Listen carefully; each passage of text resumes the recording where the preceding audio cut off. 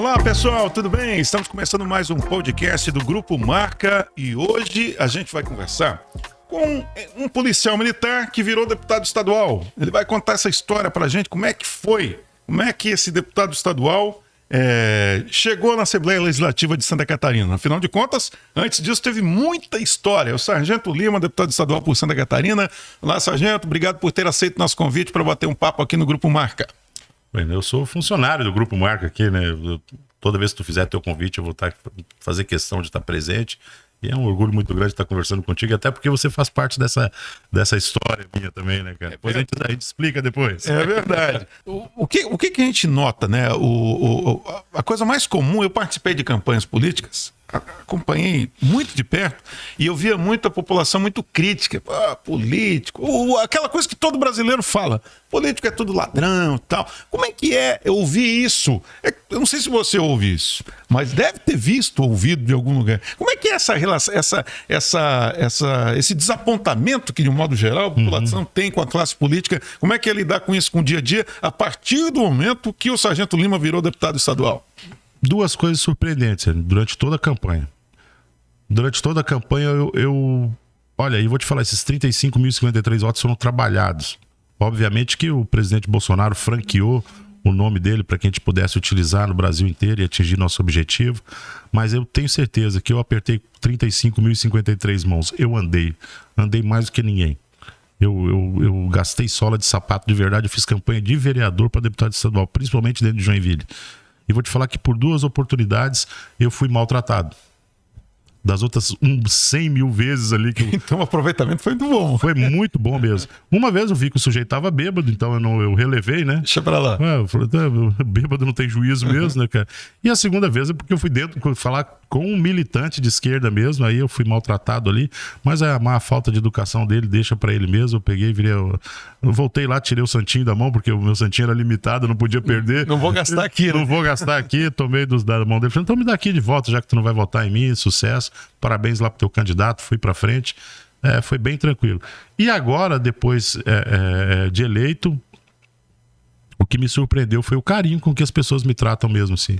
Até agora eu não fui tratado mal em lugar nenhum, com exceção de quem deveria, por ofício, me tratar bem, que são representantes do governo do estado.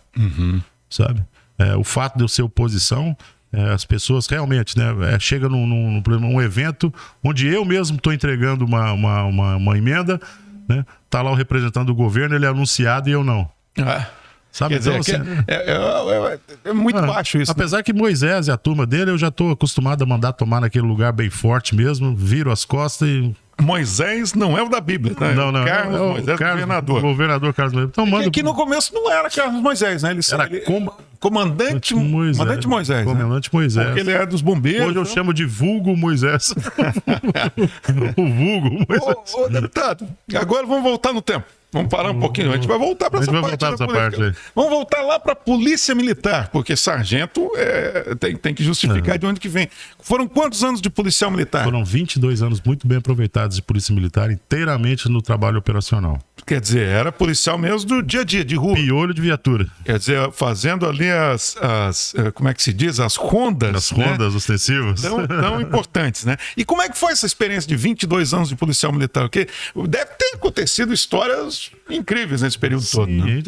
É um amadurecimento diário, é uma profissão que ela exige muito do sujeito mesmo, né? Até porque que a gente tem a plena noção de que várias pessoas acreditam no nosso trabalho para se sentirem seguras no seu local de trabalho e na sua casa. Então eu acredito que a primeira percepção que um policial tem que ter é essa aí, de que as pessoas dependem do meu grau de atenção, do meu treinamento, da minha dedicação. Aliás, é muito importante a gente falar uma coisa. Tem muita gente que critica a polícia. Essa polícia é corrupta, né? Tem todo tipo de posição a respeito da polícia, seja ela qual for. Mas na hora que você precisa da polícia, é bom chegar uma viatura ali e dar aquela tranquilizada no ambiente. O sujeito fala assim, graças a Deus. Graças a Deus. Agora, e como é que foi seu início da polícia? O policial, como todo mundo sabe, faz um concurso público. Era um desejo antigo. Como é que foi essa chegada do Lima na polícia? Por isso, primeiro que eu já tinha noção do que era a vida militar, e você sabe disso, a gente serviu junto no Exército, 62º Batalhão de Infantaria de Joinville, Batalhão Francisco de Lima e Silva. Batalhão Francisco de Lima e Silva. Isso mesmo. Né? Então a gente teve a oportunidade de passar ali, então eu já sabia o que era o militarismo. Sempre gostei muito, inclusive quando eu vou avaliar o caráter de uma pessoa, eu pergunto assim: serviu o exército? Servi. Gostou? Se a pessoa falar que gostou, já sei que é bom caráter. É verdade. A pessoa que falar que aquele ano ali foi ruim é porque é um estúpido completo mesmo, né? Porque você... Rico tu não vai ficar lá dentro, não acontece nada de ganhar dinheiro, nada, mas aquele espírito ali que você consegue incorporar ele durante um ano, você vai levar ele pro resto da vida, é muito gostoso. Aí, como eu já conhecia isso... Passou alguns anos, aí eu me formei na Escola Agrotécnica de Castro, sou técnico em agropecuária. Trabalhei alguns anos como técnico agrícola. E um dia, um motorista de um caminhão que estava comprando gado, uma coisa assim no local que eu trabalhava, falou assim: "Aí, Lima, tudo bem? Tudo?" Eu perguntei do filho dele. "E teu filho, cara, que eu nunca mais vi?" Falou: "Aquele cara não passou na polícia, rapaz." Eu falei: "Sério mesmo que ele virou polícia?" Eu falei: "Pô, e como é que faz esse negócio pra entrar na polícia?" Eu perguntei bem assim pro cara. Eu falei: lógico, eu sabia que era concurso público, né? Aí ele falou: "Não, tá aqui o telefone dele, tu liga e ele te dá as informações." E tinha aberto concurso em São Bento do Sul e Joinville. Aí eu já conhecia Joinville na época eu tava lá em Mafra, prestando serviço lá em cima, lá, também dentro da área de agropecuária. E passei nos 2 concursos e escolhi Joinville. Fiz o teste escrito, o teste o psicotécnico e o teste físico nos dois lugares. E optei por fazer em Joinville. E daí comecei na cavalaria. Meu primeiro... Até porque já tinha bastante noção, né? Pra lidar com os bichinhos. Comecei ali e tal. Aí abri uma vagas. Então na época era POI, não era nem GRT. Abriu vagas no POI ali para um estágio operacional. Passei ali, começou a desenrolar a minha carreira aqui dentro da cidade, dentro da Polícia Militar aqui dentro de Joinville. Lembra de alguma história maluca aí da polícia? De alguma ocorrência diferente? Alguma história que dá para contar pra gente aqui? Tanta, olha, vai de corno ou fantasma? Fantasma. Fantasma, peraí, quero ouvir essa do fantasma. Cheguei uma vez na casa de uma senhora, né? A gente foi atender uma ocorrência que a mulher tinha escutado barulho na casa dela. Eu falei assim: "Poxa, vamos lá." E bati na porta. Aí eu falei assim: "Boa noite, senhora, Polícia Militar, né?" Na época era Cabo Lima, né? Cabo Lima, como é que a senhora tá? Tudo bem? A senhora escutou algum barulho na casa da senhora? Ela falou assim: "Poxa, o barulho tá aí ainda." Eu falei: "Tem alguém aqui?" E já me preparei, né? Destravei o coldre, né? Botei a mão no pessoal. Eu pensei: só pode que o cara tá atrás dela, escondido ali, né? Aí ela fez assim com o olho, assim, ó. Pô, pior ainda. Eu falei: "Tá." Aí eu falei assim: aí caiu minha ficha, né? Aí eu falei assim: "Opa, tudo bom?" E eu conversando com uma parede na frente dela, né? Eu falei assim: "Olha, você talvez não me conheça e tal." E ela com as mãozinhas assim cruzadas na minha frente, assim, né? "Mas eu sou o cabo da Polícia Militar, meu nome é Cabo Lima. Eu não sei o que te traz até aqui na residência da nossa amiga aqui, mas seja lá o que for, eu gostaria de te dizer que você tá atrapalhando a vida dela aqui na casa aqui, né? O que a gente pode fazer? Talvez uma oração. O que tu acha, assim, pra você poder ir embora e eu poder voltar pra minha viatura, ela poder dormir e tal." Aí segurei a mão da mulher, rezei um Pai Nosso com ela. Sério? Aí a gente abriu o olho, eu falei assim: "Aí, já foi embora?" Ela olhou assim: já. Eu falei assim: "Aí, beleza." Tranquilo. Concorrência resolvida no local. Quem diria? Ó, tem que colocar isso no curso de formação de policiais aí. Como lidar com assombrações. Com assombração. Já pensou? Aí como eu não via nada, eu perguntei pra ela: "Aí, Já foi? Já foi? Já. Falei: "Tá vendo?" Mas eu tenho certeza que no ponto de vista dela foi sensacional. Foi. Porque eu duvido que não tenha ninguém aí que algum dia não tenha se apavorado de madrugada com algum barulho, não é? A pessoa tá meio... Então, não, mas eu percebi que ela tava vendo algo mesmo ali, né, cara? Não era? No imaginário dela, talvez, sei lá. Né? Mas aí dá a mãozinha ali, vamos um Pai Nosso e tá ganho a ocorrência. Tu sabe que eu, quando eu tava servindo o exército, eu fui motivo de piada, eu e o soldado Ubirajara, nós estávamos de guarda no 62BI em Joinville, e o Ubirajara me chamou a atenção que tinha luzes lá no campo de futebol. Eu estava numa guarita que era um paiol, ali, você conhece muito bem. Tava no paiol. E ele estava no alto. E ele brincava. Morro Sul. Morro. Não, é o do Senai. Do Senai. É o Morro Sul, pô. É Morro Sul, né? Morro Sul. Isso aí. Aí ele falou alguma coisa lá. Meu nome de guerra era Sávio. Ô, Sávio! Disco voador. Eu pensei, cara, disco voador não é possível, né? E daí eu fui lá e olha, eu garanto para vocês, tem a história da assombração, nós vimos luzes que sumiram no horizonte de repente. Quando o cabo vem fazer a troca da guarda, tiraram um sarro. No outro dia, o oficial de dia vem falar comigo, fez um monte de perguntas. Soldado, não sei o que soldado fica fumando na guarda, fica vendo luzes, mas enfim, né? Faz parte. Eu não vou zoar com a assombração da mulher, não. Eu vi o negócio lá, vou saber. Agora, e essa experiência de policial militar, como é que ela te ajudou com a política? Cara, porque ali é servidor público, né? A gente está interessado em quem que é o governador, quanto que vai pagar, quando que vai atrasar. Inclusive, a gente amargurou ali 3 meses sem receber salário uma vez, né?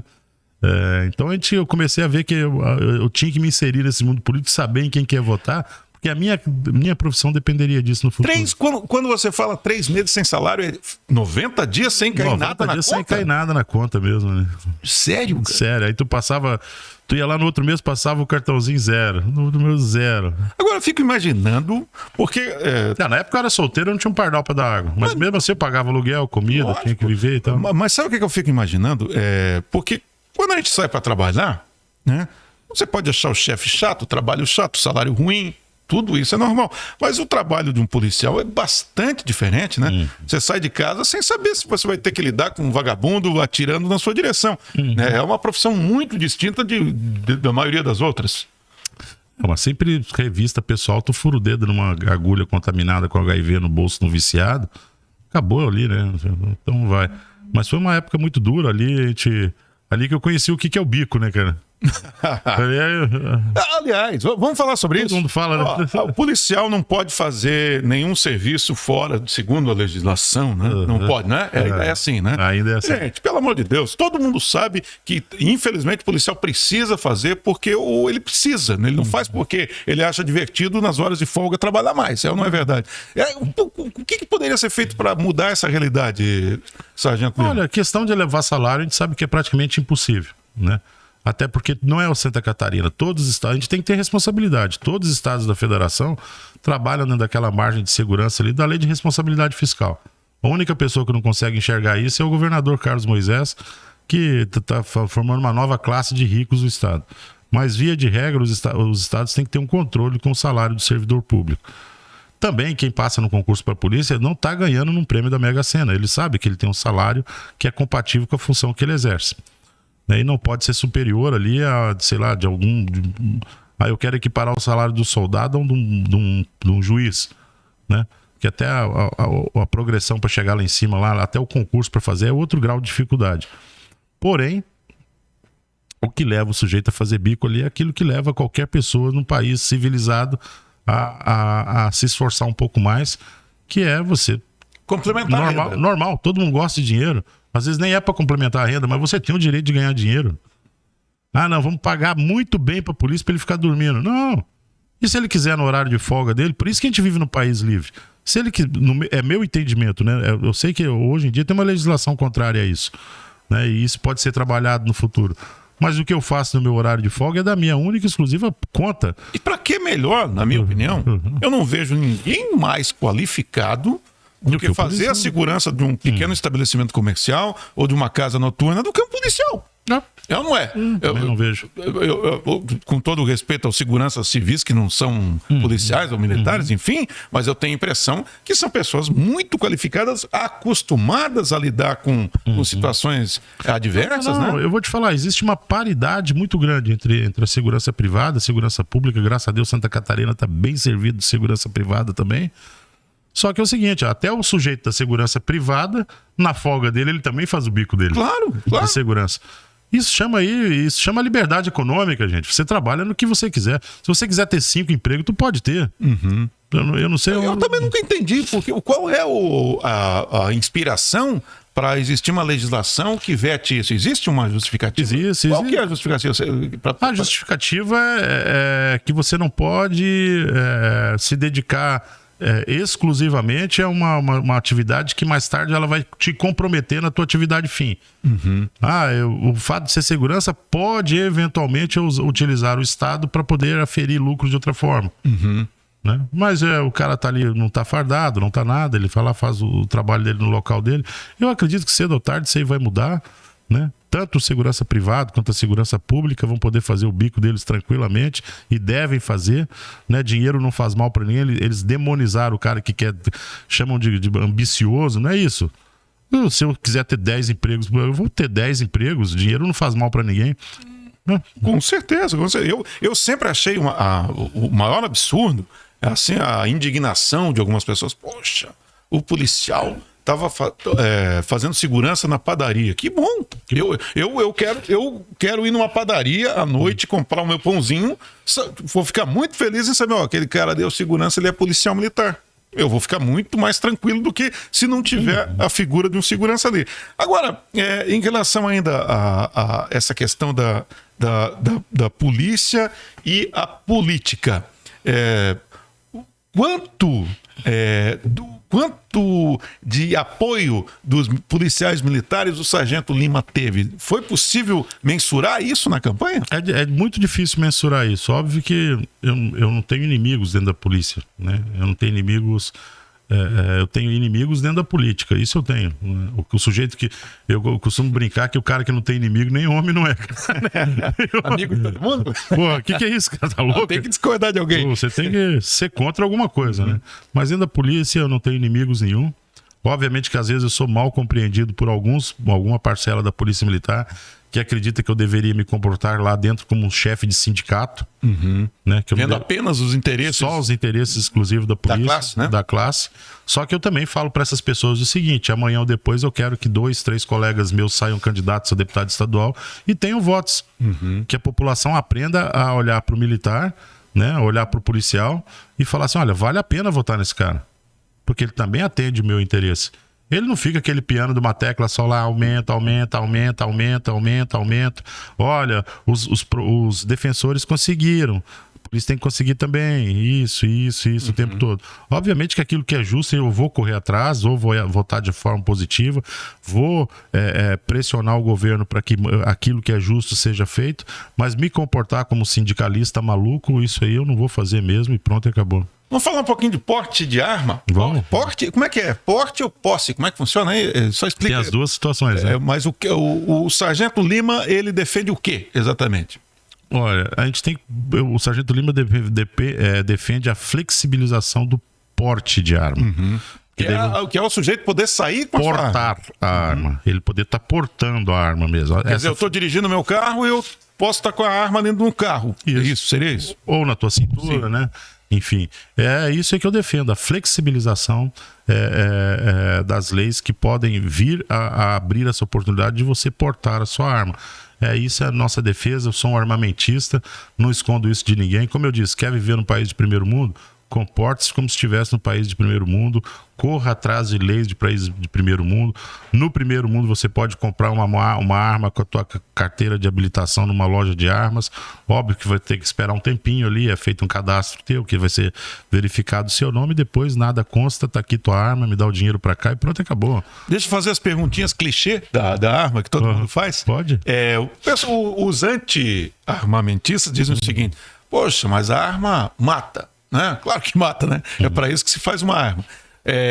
Como é que você responde a essas pessoas? Maconha também mata e eles vivem enchendo o rabo de maconha o tempo todo. Até um automóvel, álcool também mata e eles vivem dirigindo o carro e passando em cima dos outros.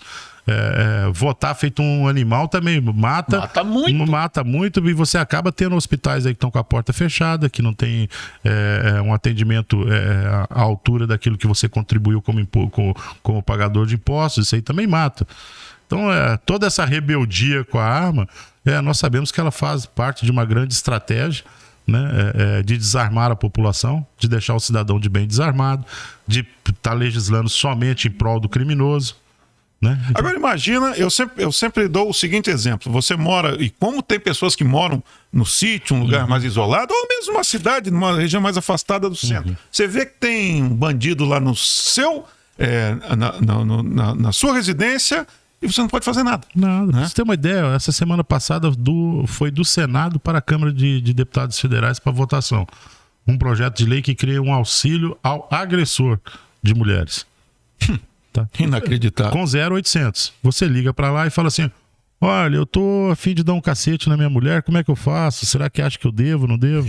Aí o cara vai tentar te desestimular pelo telefone, ainda vai te encaminhar, caso você seja dependente químico, para um programa de reabilitação, caso você, ou alcoolismo, né? Seja química, a droga ou álcool. Se você estiver precisando de apoio psicológico, você lhe é oferecido.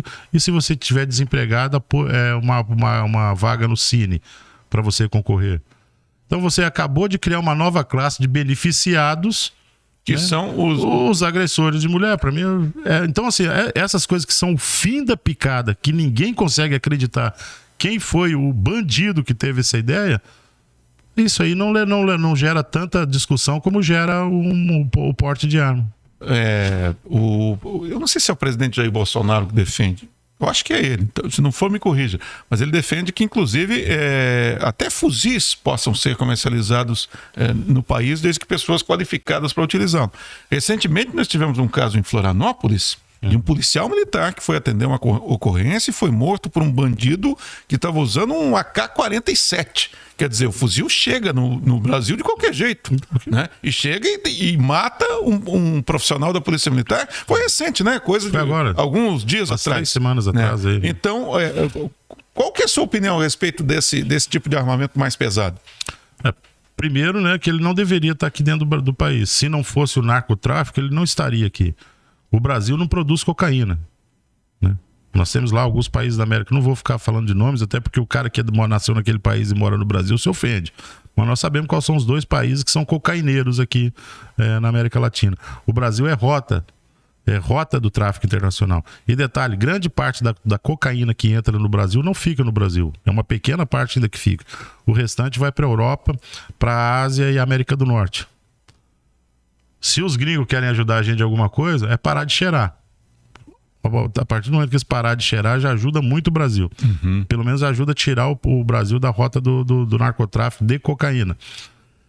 E aqui dentro do país, a forma que nós podemos trabalhar com isso aí mesmo aí, é aquele cara que vai apontar uma arma lá pro N, dentro do sítio dele, dentro da fazenda dele lá, e ter certeza que quando ele puxar o gatilho de lá, do lado de cá também vai ser apertado.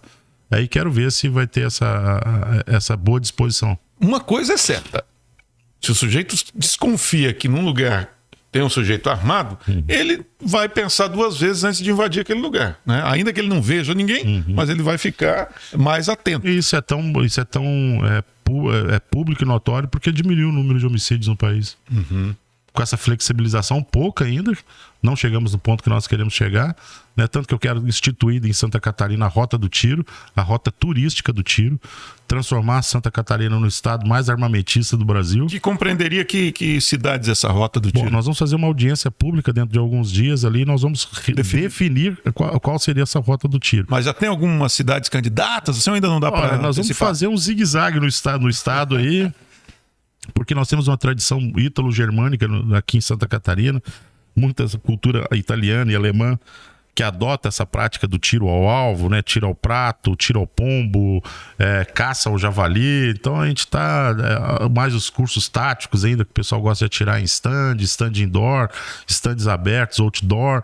Então assim, olha, Santa Catarina está dando de 10, assim, os melhores stands de tiro do Brasil estão aqui no nosso estado, instrutores capacitados, com estrutura para receber turista do Brasil inteiro, para poder fazer uma férias inteira tirando aqui dentro. Até porque tem certas coisas que não dá para compreender, né? Por exemplo, os Estados Unidos são conhecidos por receber turistas do mundo inteiro justamente por isso, porque lá pode atirar à vontade com armas, inclusive de grosso calibre em alguns lugares. Não sei como é que funciona. Você pode atirar com um tanque de guerra, com um blindado. Sério? Você pode atirar nos Estados Unidos, você tendo dinheiro para pagar. Nossa, que beleza. A única coisa é que o gestor público, ele sabe que cada tiro que é dado lá dentro do stand, lá, cada vez que faz pim lá no alvo de metal, é uma moeda que cai no cofre do Estado para ele investir em saúde, segurança e educação. Exatamente. Vamos falar um pouquinho de política catarinense? Para dentro. Candidatos ao governo, só para quem não sabe, o Sargento Lima é deputado estadual, vai tentar a reeleição como nessa condição de deputado estadual. O Sargento Lima era do PSL, Isso. partido do presidente Jair Bolsonaro. E antes mesmo que o presidente mudasse para o PL... 10 meses antes. 10 meses antes, o senhor já estava no PL, né? O Partido Liberal, que agora compõe exatamente o partido do presidente Jair Bolsonaro. Em Santa Catarina, quando o senhor foi eleito, nós até brincamos aqui que o governador Carlos Moisés, que então era o comandante Moisés, por algum motivo mudou de nome, apelido político no decorrer do mandato, ele era... vocês estavam no mesmo lado, né? Sim. Quando que veio essa decepção? E eu sei que foi logo no começo, né? Não demorou muito tempo. Sexto, sétimo mês de mandato ali. Em 6 meses já foi possível notar que havia incompatibilidades ali. Uhum. Sim, a gente teve uma reunião, inclusive a própria deputada Ana Campanholo estava presente quando ele chamou o pessoal da Arminha, né? O pessoal Sim. que acompanha o Bolsonaro de insano, né? Ali eu falei, pô, mas foi os insanos que te elegeu no estado inteiro, né? Nós aqui como amadores, como movimentos de direita no estado, nós elegemos um governador, uma vice-governadora, 4 federais e 6 deputados estaduais. A gente deu banho, a gente bateu de laço dobrado nas costas de partido antigo aí, que tá aí há quantos anos trabalhando e nunca conseguiu chegar nem perto de um resultado tão positivo quanto esse, né? E ele se cercou de pessoas que eram alheias a esses movimentos de direita, de pessoas completamente desconhecidas por todos nós, e resolveu optar pelo caminho dele, lá pela carreira dele, lá fora do plano de direita que o elegeu, né? Então isso aí foi uma coisa que foi a gota d'água para poder falar assim, olha, desista desse cara aí, né? Porque amanhã ou depois você está queimando o seu filme. E ele passou 2 anos enclausurado, praticando distanciamento social antes do Covid. O Covid nem tinha saído ainda, ele já estava fazendo o isolamento social dele dentro da agronômica, não botava o pé na rua, não visitava o estado, não conversava com o prefeito, não conversava com ninguém, não recebia, né? Era uma dificuldade ver esse cara. Às vezes eu pensava que se tratava de uma lenda urbana, né? Então, mas pelo menos nesses primeiros 2 anos ele não dava tanto prejuízo para o estado como está dando nos 2 últimos, né? Ele ficava lá sozinho, lá fazendo a cerveja artesanal, tocando violão, mas ficava lá escondido lá na agronômica. Quando ele resolveu de sair da agronômica, foi para tomar vaia, para poder responder 2 processos de impeachment. Isso que tem mais 2 aí que estão engatilhados aí, que tem, se fosse para colocar em pauta hoje, eles seriam aprovados, né? E, enfim, e para estar voando pelo estado afora aí, ou ir para fora do estado como não devia ainda, né? No Aeromoita. O avião do Moita. O Arcanjo 6, eu acho que é o 6, né? Eu acho que é o 6. Carinhosamente chamado de Aeromoita. Aeromoita. É que, para quem não lembra, houve um pedido na cidade de Caçador, se eu não me engano, uma solicitação para transportar uma criança que necessitava de atendimento urgente em Florianópolis, de uma aeronave. E parece que isso é praxe nessas situações. Sempre que possível, o governo cede uma aeronave para isso. Porém, o governador estava na cidade de Joinville, num evento oficial, que era aniversário de Joinville, se eu não me engano. Só que daí, em seguida, ele foi para Brasília, mas, curiosamente, ele foi assinar o... Como é que é o... ato de filiação. Filiação, não sei qual partido que ele... Republicano. Então, é óbvio que isso indignou, né? Especialmente a família. Daí depois soltaram uma notinha ali meio fraquinha, né? Olha, dizendo que o governo bancou eu nem me aprofundei. Eu nem me aprofundei muito em saber da situação do menino, nem de onde ele estava e tal. Sim, porque realmente eu virei a página com esse governo mesmo. Falei, Lima, Desisti. Sucesso para ele, né? Sucesso, né? E que seja feita justiça. Né? Eu não vou desejar o mal para absolutamente ninguém, que seja feita justiça. Porém, não faz outra coisa a não ser fazer lambança uma atrás da outra.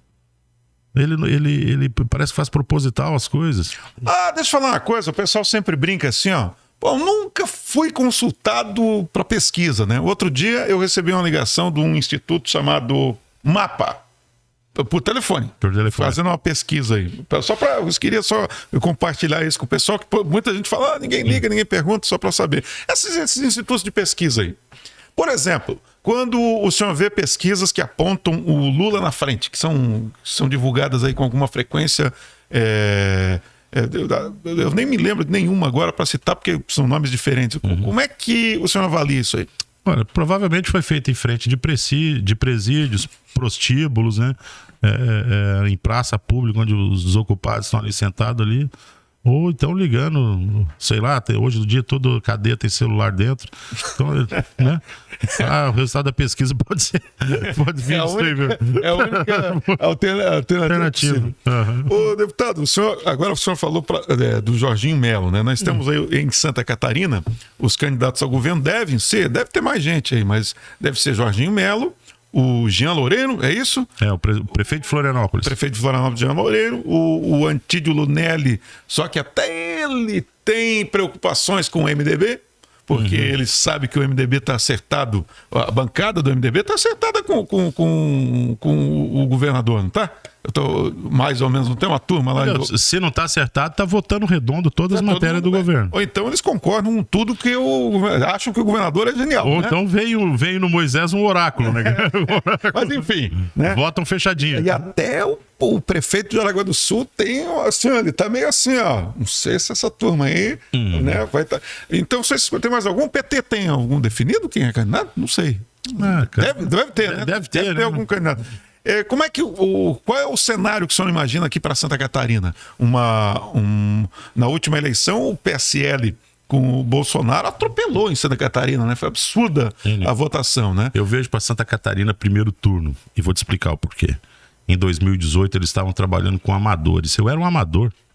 Estava aprendendo a fazer. Eu não sabia nem contabilizar o que era uma nominato, eu não sabia nada disso. Olha, você tem que fazer tantos votos para abrir uma cadeira. Eu falei, que cadeira, rapaz? Já tem 40 cadeiras compradas lá dentro.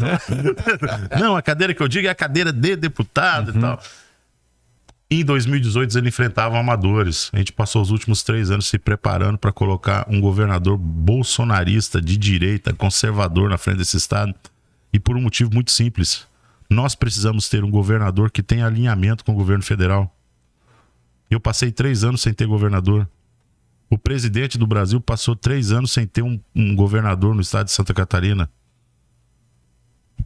Então nós já compreendemos onde que está o nosso problema. E eu lembro que quando a eleição aconteceu do Moisés, o pessoal ficou feliz pra caramba, né? Poxa, uma votação expressiva do presidente em Santa Catarina. O nosso governador é do PSL. Pô, vai dar tudo certo. Cara, eu dava pulo da altura dessa mesa de alegria. Meu Deus, foi um dia de festa pra mim quando elegeu o Moisés. Eu pensei, puxa vida, um cara fechado com o Bolsonaro. Pô, tudo dando certo. Aí o cara me faz uma lambança desse tamanho, né, cara? Se atropela todo, faz um monte de...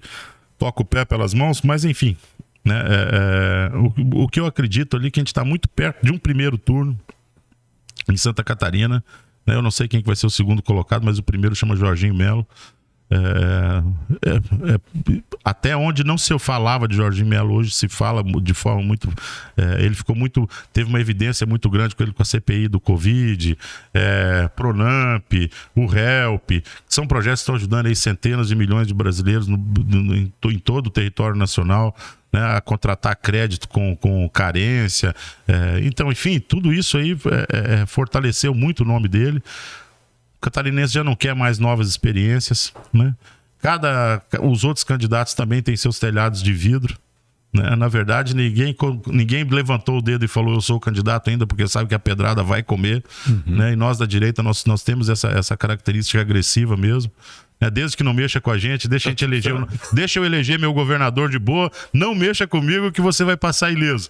Deixa eu eleger meu presidente de boa, né, que você vai passar ileso. Não queira se atravessar no nosso caminho. Ô, Sargento Lima, quando as pessoas falam que os adeptos do presidente Jair Bolsonaro são extremistas, qual é a sua avaliação sobre esse tipo de afirmação? Que não existe meia-verdade. Óbvio que nós somos extremistas. Não existe meia-verdade. Eu só vou falar meia-verdade pra você, tá? Eu não estou tentando entender. O sujeito é criminoso? Ele cometeu um crime, transitado, julgado, ele não tem que estar dentro da cadeia? Ele não é bandido? Ele foi lá processar, ele não está sendo investigado por corrupção? Sim. Por que eu tenho que omitir esses fatos? E por que eu não posso falar o nome dele? Igual eu brinco com os outros. Quer saber quem é teu candidato? Põe o nome dele no Google, vai lá, fulano de tal, e depois escreve a palavra processo e preso. Você vai lá achar teu candidato lá. O outro dia o Dallagnol, ele era o quê mesmo? Ele era procurador? Não. O que era o Dallagnol nas investigações lá do... era promotor público. Promotor. Ele acabou... Ele vai ter que pagar uma indenização. Ainda cabe recurso? Pois é. Mas ele vai ter que pagar uma indenização de 75 mil... Pro Gambazão. Pro ex-presidente Lula. Pois é. Porque, olha só, e não é 75 mil, porque eu estava lendo em algum lugar aí que tem juros. Porque 75 mil é na época do... Mas é. Então vai dar uns 300 mil, tá? E fora que ele tem que pagar os advogados do ex-presidente, que deve ser advogado caro, né? Porque para conseguir isso... Os honorários lá dos advogados. Quer dizer, no Brasil acontecem umas coisas incríveis. Pois é, aí eu vou falar, isso é ser... Agora, eu achar isso errado, é ser extremista? O pessoal do Bolsonaro, ele é extremista. Não é extremista, é que não existe meia-verdade. Pô, a gente sabe, são fatos, né? Fulano trabalhou com ciclano. Então eu usei exemplo agora do Heron Giardini. Foi chefe de gabinete do João Rodrigues. Foi chefe de gabinete do Júlio Garcia. Foi chefe da Casa Civil do governo Carlos Moisés. Ou seja, ele transita muito bem dentro daquela área. Pô, eles estão marcando e colocam isso, está publicizado, está na imprensa, que eles estão se encontrando semanalmente. Para decidir, inclusive, é ser extremista eu falar a verdade, não? Deixa você pensar. Não. Ô, deputado, agora uma coisa. É comum no meio político o pessoal dizer o seguinte: o eleitor esquece. Pode deixar para lá, o eleitor esquece disso aí tudo. Esse pessoal aposta mesmo na memória frágil do eleitor? O eleitor esquece, mas nós não. É como eu digo. Né? Deus perdoa a internet. Não. O eleitor esquece, mas a gente vai lá fazer o sujeito lembrar né? E detalhe, justamente para isso que serve essa ferramenta. Não é à toa lá que o Alexandre de Moraes lá, né, tá tentando derrubar a Telegram, e se pudesse derrubar o Facebook, se pudesse jogava a gente dentro da caverna com sinal de fumaça. Né? A internet ela é muito legal por causa disso, né? Pois é. Acabou aquela história de deputado ir pro interior. Cara, eu já escutei cada coisa nessas minhas viagens pro interiorzão aí. Tem deputado que vai lá para aquela cidade pequena, lá senta numa roda lá de amigo e fala: eu dei na cara do Bolsonaro. Eu meti o dedo na cara do governador. É um camisolão do cacete. Senta lá, fica calado há 2 anos, não tem boca pra nada. E chega lá. Só que agora não tem como, né? Agora não tem como. Tá gravado sempre pra gente dar uma olhada aí.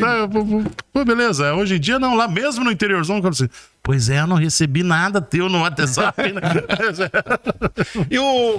E essa como é que é essa relação? Porque eu acho que deve ser... a gente falou em extremismo. Eu tenho certeza que o convívio deve ser harmonioso, apesar das diferenças inconciliáveis que tem o pessoal da direita com a esquerda, especialmente, né? Mas como é que é esse convívio no dia a dia numa Assembleia Legislativa com o PT, com o pessoal agora do PL? Como é que é a relação do dia a dia? É boa, cara. Eu, de verdade, eu não vou lá e não... Eu reajo, isso sim. Né? Eu reajo muito mesmo, assim, se mexer... Igual eu falei, não cruza meu caminho, não pisa em mim, don't tread on me, né? Não pisa em mim de forma alguma, não atravessa meu caminho, que tá tudo tranquilo. É só não mexer comigo ali. Por quê? Porque eu acredito na minha missão. Eu acredito que nós temos um trabalho a fazer muito maior do que aquilo que está simplesmente elencado na Constituição. Nós temos que realmente mudar a forma de pensar das pessoas. Nós temos que falar assim: poxa vida, nós vivemos num dos países que tem a capacidade de ser o país mais rico do mundo. Nós vivemos dentro de um estado dentro desse país que tem a capacidade de ser o estado mais rico dentro do país mais rico do mundo. E a gente tem IDH aí comparado com o Lebon Regis. Sabe, estrada igual 163. Sabe, isso se fosse lá na África do Sul, lá tranquilo. Não tem recurso, né? Não tem recurso.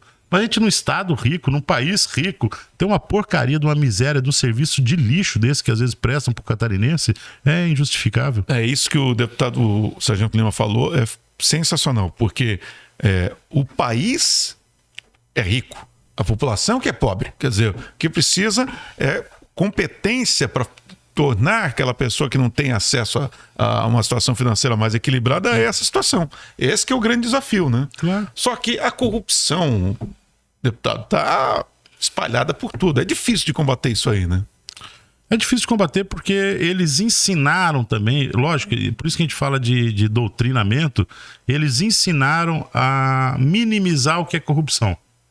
Se a corrupção te dá pouquinho, não é corrupção. É corrupçãozinha? É corrupçãozinha.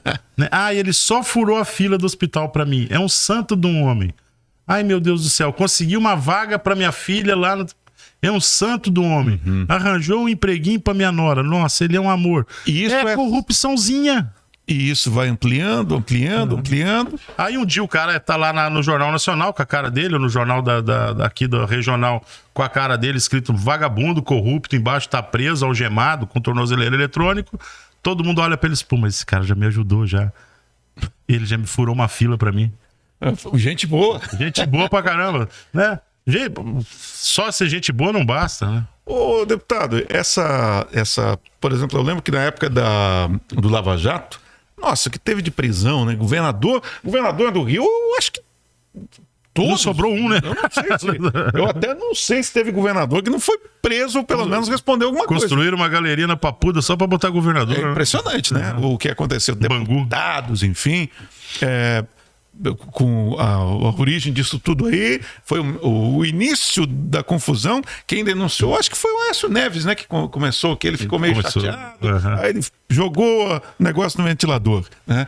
E hoje em dia, o pessoal fala que parou. Parou ou é porque não acontece mais? Essas investigações, essas prisões. Ou aquela turma que tinha que ser presa foi, ou tem gente ainda que deveria estar respondendo. Cara, eu posso dizer pra você que as ratazanas maiores mesmo estão paradas, estão inativas, né? Os que são especialistas em fiar a mão mesmo também inativo, até porque que agora a malha está um pouco mais fina, né? O governo Bolsonaro trouxe uma austeridade maior, uma clareza maior, uma transparência maior. E eles estão hoje em dia, eu quero dizer que essas ratazanas maior que aquelas ratazanas gordas mesmo, né? Elas estão em abstinência hoje, por isso dessa vontade de voltar ao governo, né? Mas os pequenos ainda sempre vão existir, como eu disse, é uma questão quase que de se compreender a corrupçãozinha, né? Aí mais tarde você é obrigado a perdoar, entre aspas, né, o agente corrupto e corruptor, porque ele lhe favoreceu de alguma forma, te arranjou um emprego, te deu sei lá, uma possibilidade de ascensão dentro do teu local de trabalho e tal. Então, essa é um processo mais longo. Mas eu digo para você, a corrupção diminuiu mesmo. Diminuiu de verdade. Como eu disse, porque foi afastado o queijo de perto das ratazanas grandes mesmo ali. Hoje em dia ali está sendo feito de forma mais transparente as coisas, né? E está sendo uma fiscalização muito boa mesmo. O presidente Bolsonaro está dando show em relação a isso. Agora, uma coisa muito legal que eu acho na direita, talvez por eu ter servido exército, mas eu acho que até antes disso eu sempre curti muito essa coisa do patriotismo. Porque o patriotismo é muito mais do que você... Eu me irritava, inclusive, porque patriotismo era só bandeira do Brasil em ano de Copa do Mundo, né? Aí você via bandeira em tudo que é canto, né? E eu achei muito legal a introdução da bandeira no dia a dia. Hoje em dia, por exemplo, a gente vê uma coisa que eu morria de inveja quando a gente via os filmes norte-americanos, aquela bandeira dos Estados Unidos, eu pensava, por que ele não faz isso aqui, né? Pô, a gente tem que se orgulhar do Brasil. Eu acho que isso é uma coisa muito legal que o pessoal da direita trouxe para o Brasil, esse respeito com a bandeira nacional e com o patriotismo. A gente fez uma campanha muito grande, né? Para colocar a bandeira na frente da sua casa. É gostoso andar por Joinville, a gente vê um monte de casa com bandeira do Brasil. Até apartamento lá no alto. Apartamento da minha mãe tem, no meu apartamento tem bandeira do Brasil, a gente pendura lá, né? Então, para poder mostrar mesmo, ser um orgulho, né? E o patriotismo, a gente conseguiu mostrar que patriotismo não é só amar um torrão de terra, um pedaço de chão, é amar as pessoas que estão em pé em cima daquele torrão, né? Que querem ajudar ali para a manutenção da soberania nacional. Como eu disse, o Brasil era para estar despontando aí na frente de todos os outros países, né? E agora, infelizmente, por 25, 30 anos de corrupção endêmica, a gente está vivendo num país de terceiro mundo, sentado em cima das maiores riquezas do planeta. Os defensores do presidente Jair Bolsonaro dizem, deputado, o seguinte, que o governo dele está bom, é bom, e só não é ótimo porque ele conviveu com 2 anos de pandemia, né? Pandemia. E acaba a pandemia, ainda começa uma guerra. Quer dizer, É difícil de lidar com essa adversidade toda, porque todo mundo só vê o preço da gasolina, está disparando por causa da guerra lá entre a Ucrânia e a Rússia. É essa percepção que o senhor tem também, não? Agrava-se mais ainda com o fato de a gente ter tido a maior estiagem dos últimos 49 anos. A energia elétrica vai às alturas. Foi a maior estiagem da história mesmo, assim, dos últimos 50 anos. Meio século não se viu uma estiagem como se teve agora. Isso prejudicou muito a agricultura, prejudicou o fornecimento de energia elétrica, né? Enfim, depois uma pandemia e durante a pandemia política. Né? Inegável. Inegável. Pandemia, doença mesmo, que existiu, tudo tranquilo, teve suas vítimas, respeito a cada uma das famílias que perderam seus entes queridos, mas também teve a pandemia política, que não foi de matar com a unha, não, foi um negócio muito complicado. Antes de chegarmos lá na guerra, ainda houve a nossa imprensa também, ela tá ali competindo ali assim com a nossa... Mas na sua avaliação, a imprensa, quando a gente fala imprensa... A grande imprensa. TV, Globo... Sei lá, Record, SBT, Folha de São Paulo, Estadão, não sei se eu tô falando... Quem que merece isso, cara? O senhor percebe nesses veículos um trabalho no sentido de desqualificar o governo Bolsonaro? É isso que o senhor percebe? Para mim, eu vejo um movimento suicida. Sabe, um movimento suicida. Eu gostaria de conversar com alguém responsável até por Folha, por Globo, e falar assim, gente, vocês não estão vendo que se vocês falirem o Brasil, vocês vão falir junto? Esses veículos dependem de uma boa economia, né? Depende de uma economia. Quem é que vai anunciar? Né? Que notícia que vocês vão dar? Olha, diminuiu o número de cachorros, porque nós estamos tudo comendo cachorro também aqui. É esse tipo de coisa que tu quer escrever no seu jornal? E tem gente que olha com maldade, já tem que fechar, tem que acabar. Eu gostaria de sentar e conversar mesmo. Falar assim, meu amigo, vem cá, senta aqui na minha frente. Se o Brasil falir, tu fale junto. Isso aqui não é não são 10 barquinhos, nós estamos todos dentro de um único barco. Se alguém furar o fundo do bote, nós vamos afundar. Esquerda, direita, Folha de São Paulo, Globo, Estadão, vai todo mundo tomar água, vai nadar, se afogar e virar comida de tubarão.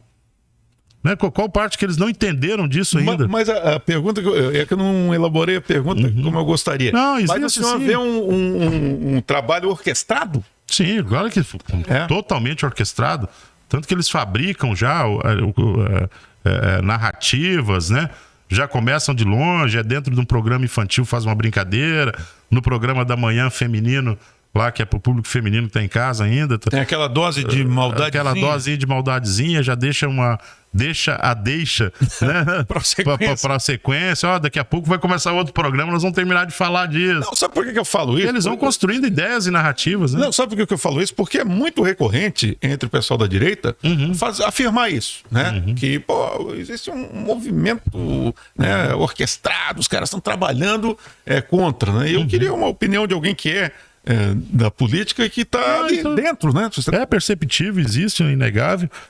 Qualquer pessoa vê isso. Só que eu também vejo que, para mim, não passam de pessoas que também estão servindo de massa de manobra. Muitos até provavelmente não gostariam de fazer aquilo, né? Porque tem o chefe sempre. Tem um chefe que manda, só que tem que falar assim, pô, chefe, vem cá. Tem que tentar pelo menos alertar. Daqui a pouco esse pessoal tá vendendo, tá vendendo a TV para comprar comida e depois nem energia elétrica vai ter mais. É verdade. Nós vamos aprofundar no caos. Eles querem ficar rico com o quê? Os interesses são grandes. Isso pode ter certeza que os interesses são grandes. Agora, eu não sei que tipo de acordo que esse pessoal faz, né? É difícil. Eu geralmente eu não acredito muito em teoria conspiratória. Mas às vezes a gente começa a olhar. Mas você tem que acreditar em burrice. Isso existe. É verdade. A burrice existe. Teoria da conspiração não existe, mas a burrice existe. Como é que eu vou furar o barco do meu próprio. Eu vou furar um buraco no próprio barco que eu tô dentro? É verdade. É o tal do. Vou matar o piloto. Vou matar o piloto. É complicado. Ô, deputado Sargento Lima, quero agradecer muito a sua presença aqui. Tem alguma coisa que faltou aí? Aqui a gente fala tudo. Estamos completando. Quero agradecer muito a sua presença. Até quando que os candidatos podem falar livremente aí Tem limite aí? Quando... Desde que não fale besteira, pode falar até o tempo todo. Então o senhor vai voltar aí pra gente conversar mais, porque é bacana conversar com o Sargento Lima, um papo aberto, legal. Contou a história aí que fantasma, hein? Essa eu não sabia. O policial tem que atender uma ocorrência fantasma. Só faltava até aquela trilha sonora dos Ghostbusters enquanto tá atendendo. Deputado, muito obrigado. É muito legal ter o senhor aqui. Volte sempre. Não é, como eu falei, né? Sou um funcionário do seu, um funcionário da empresa aqui, da marca, sou um funcionário do Joinvilense, sou pago para isso, então eu tenho que me fazer presente sempre. E é bom sentar aqui contigo, que eu viajo mais ou menos 30 anos no passado.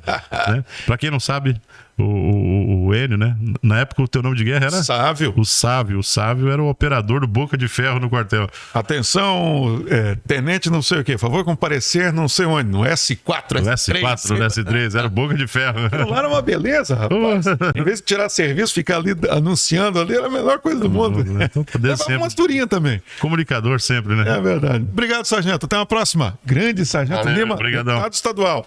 Mais um podcast do Grupo Marca, sempre com novidades aqui. Tchau, galera.